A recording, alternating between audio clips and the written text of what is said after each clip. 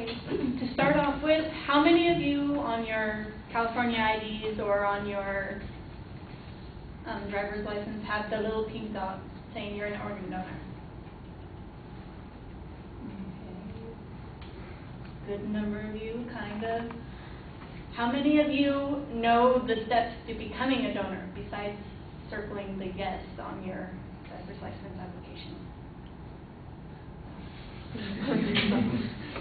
Okay, well that helps. Which brings me to my topic. Organ donation versus anatomical or whole body donation. My claim is that becoming a whole body donor is needed more than becoming an organ donor.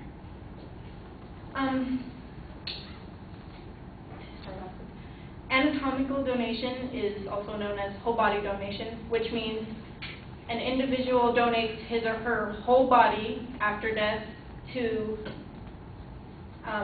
science and research opportunities and educational facilities.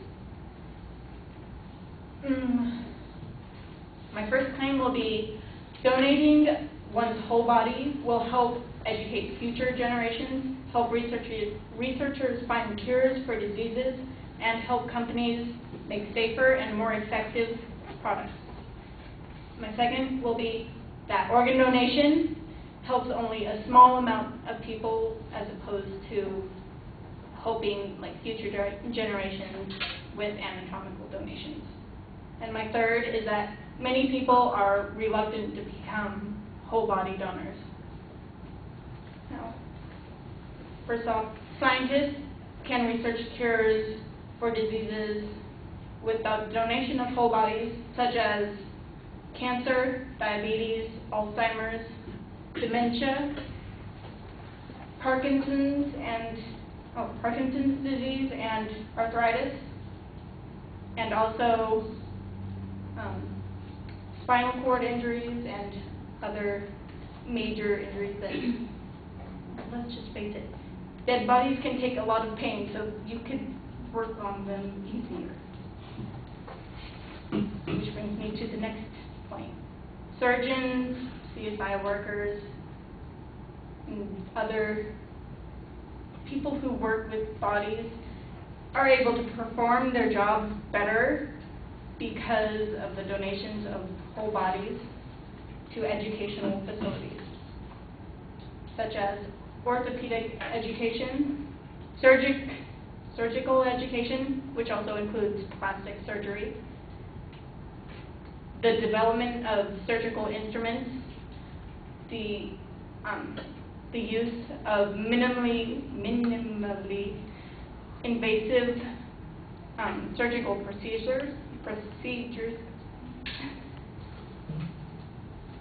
So it helps to have a body to practice on before you go out into the work field and practice on someone who is living and will sue you if you do it wrong. And because of anatomical donation, certain products are made safer and more effective for the use of the public. For example, car companies get bodies donated to them so they can use them as car crash dummies to make their cars more safe. And also, the U.S. Army has bodies donated to them to test new guns and weapons and bullets and bombs also. Which brings me to my second point. Organ donation only helps a small amount of people.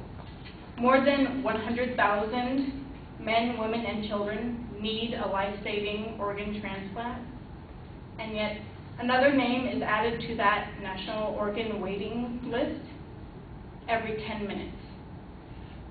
On average, 18 people die each day from a lack of an available organ transplant. Bringing you back to earlier when I asked about how many of you are organ donors and how many of you know how to become one, 98% of all adults have heard about organ donation, and also 86% have heard about tissue donation. However, while 90% of Americans say they support organ donation, only 30% know how to become one.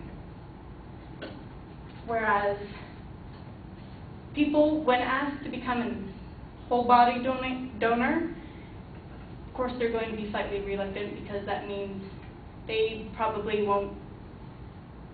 might want to have a cremation or have some type of funeral, have something done to their bodies after death, instead of just being taken away and having God knows what done with it.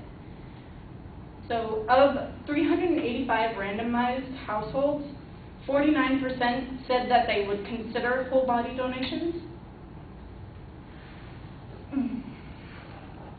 Which brings me to my last thing. A quote from Mary Roach's book called Stiff: The Curious Lives of Human Cadavers.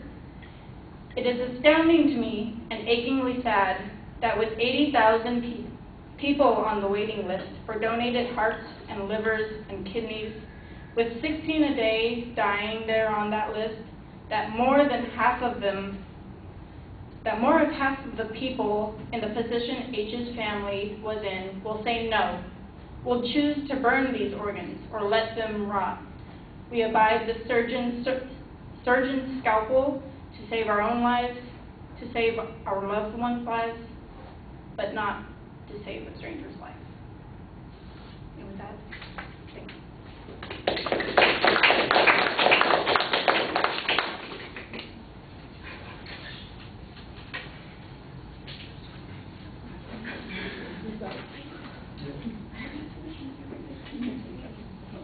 I didn't check it out. Is that for someone that you did? No, I didn't.